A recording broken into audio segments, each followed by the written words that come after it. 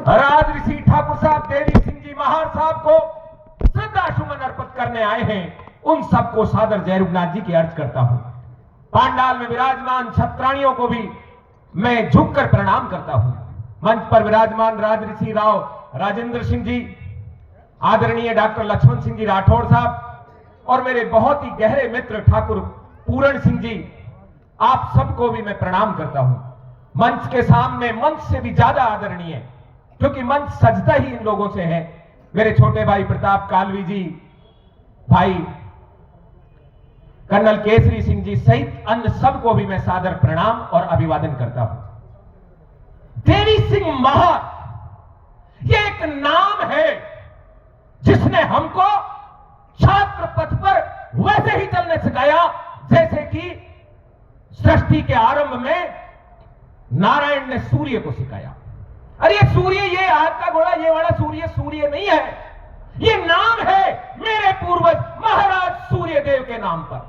गांधीनगर है ना, ये कोई महात्मा गांधी का नाम जो पे पड़ा है तो इस क्षेत्र का नाम गांधी के नाम पर पड़ा है। ऐसे ही ये जो ग्रह है ना 14वीं परत पर, इसका नाम मेरे पूर्वज, आपके पूर्वज और सबसे बड़े गुरु भगवान सूर्यदेव के नाम पर है। इनको सबसे पहले गीता का ज्ञान नारायण ने दिया और इन्होंने अपने पुत्र मनु को और उन्होंने अपने पुत्र इक्ष्वाकु को, और ऐसे वंश परंपरा से ये क्षत्रियों के पास था।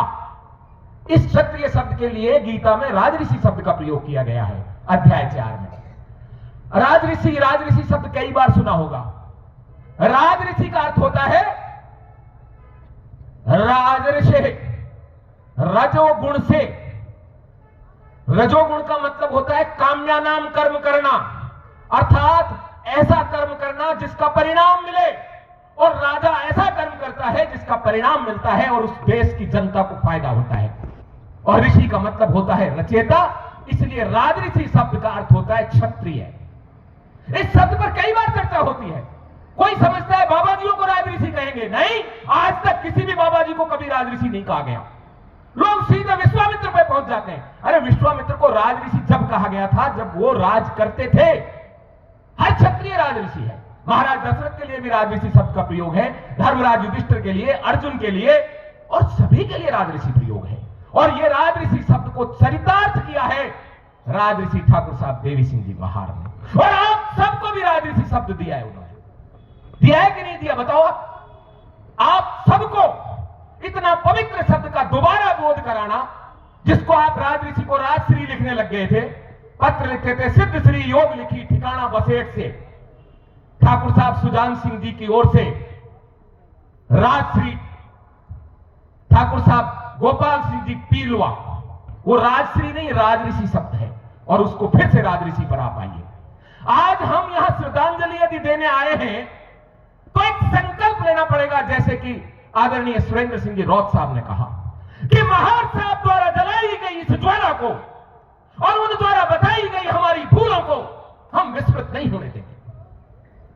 हम पाखंड का विरोध करेंगे, लेकिन साथ ही साथ राम और कृष्ण और विश्वामित्र और भीष्म के चरित्र को भी चरितार्थ करेंगे। आज बात उठ रही है, ये काल्पनिक है, ये षड्यंत्र है। भगवान बुद्ध ने 7 बातें बताई है क्षत्रियों के लिए, और आज के बुद्ध धर्म को मानने वाले उन बातों को जानते ही नहीं। वो तो पता नहीं कौन सी प्रतिज्ञा लिए घूम रहे हैं, इसका गौतम बुद्ध से कोई संबंध नहीं है। भगवान बुद्ध ने जो 7 बात हमें बताई है, राजऋषि देवी सिंह जी महार साहब हर कार्यक्रम में उसको बताया करते थे। आज के बाद जो भी कार्यक्रम होंगे हमारी संस्था की ओर से इन्हें बताया जाया करेगा, क्योंकि आज समय कम है इसलिए हम बता रहे हैं। हमारी भूल पड़े बगैर आप शास्त्रों का अध्ययन नहीं कर सकते, क्योंकि आपको ये समझ नहीं आएगा कि आपको कौन सी चीज छोड़नी है और कौन सी माननी है। गीता जैसा पवित्र ग्रंथ, लोग कहते 5000 साल पहले हुई, खुद कृष्ण कह रहे हैं कि सृष्टि के आरंभ में क्षत्रियों को दिया, बहुत काल पहले नष्ट हो गया, अब पुनः नष्ट हो गया है, जिसे राजऋषि देवी सिंह महार ने श्री कृष्ण गीता के माध्यम से आपको दे दिया है। लोग कहते हैं यज्ञ ही कर्म है, यज्ञ ही कर्म है, और साधु संत लिखने लग गए गीता। साधु संतों का क्या काम गीता में? वो तो खुद ही बाबा जी बनने जा रहा था अर्जुन, रोक दिया कृष्ण ने। गीता विशुद्ध रूप से क्षत्रियों का ग्रंथ है, राजऋषियों का ग्रंथ है, गृहस्थियों का ग्रंथ है। और यज्ञ का अर्थ क्या है? समय तो हो रहा है लेकिन इस बात को बताना जरूरी है। आप बड़े सौभाग्यशाली हैं जो 500 किलोमीटर के एरिए, जहां हरियाणा की भी भाषा लगती है, ब्रज भाषा भी लगती है, मारवाड़ी भी लगती है और मालवी भी लगती है, आपको संस्कृत के प्रत्येक शब्द का अर्थ अपने आप समझ बैठ जाएगा। यज्ञ, ठाकुर पूरण सिंह जी, आपके यहां यज्ञ को क्या बोलते हैं? यजन। ये बोलते हैं यजन। यजन का अर्थ क्या होता है? यजन का अर्थ होता है यत्न, जिसको अपन जतन बोल देते हैं। और एडवोकेट क्या करता है? प्रैक्टिस, अभ्यास। यत्न का मतलब भी अभ्यास होता है। अभ्यास ही यज्ञ है। किस चीज का अभ्यास? कर्म ब्रह्मोद्भव। गीता में बताया गया है कि कर्म की उत्पत्ति ब्रह्म से हुई है, ईश्वर से हुई है। अर्थात ईश्वर जो कर्म दे उस कर्म का अभ्यास करो। और ईश्वर ने क्या कर्म दिया है आपको?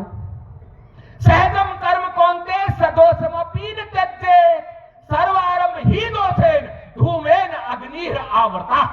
धर्म सहित उत्पन्न कर्म को अर्जुन भले ही दोष युक्त हो छोड़ना मत, क्योंकि सभी कर्मों का आरंभ जैसे धुएं से अग्नि पैदा होती है ऐसे दोष युक्त है। तो हमारा कौन है कंट्रोलर साहब? डॉक्टर साहब, हमारा मेन एम्प्लॉयर कौन है? वो परम परमेश्वर ब्रह्म। और उसने कौन सा कर्म दिया है मुझे? उसने मुझे जन्म दिया है ठाकुर साहब सुजान सिंह के दूसरे बेटे के रूप में। उसने मुझे जन्म दिया है ठाकुरानी जलदेवी जी चौहान के गर्भ में। क्यों? ऐसे ही धक्का मार दिया क्या? नहीं, वो मुझसे वो काम कराना चाहता था जो ठाकुर साहब सुजान सिंह से लेकर सूर्यदेव तक की सूर्यवंश की परंपरा में लोगों ने किया है। और मुझे वही करना चाहिए, मुझे यही प्रैक्टिस करनी चाहिए, और यही मेरे लिए यज्ञ है। इसलिए यज्ञ का मतलब है तो है कर्म। और कर्म कौन सा?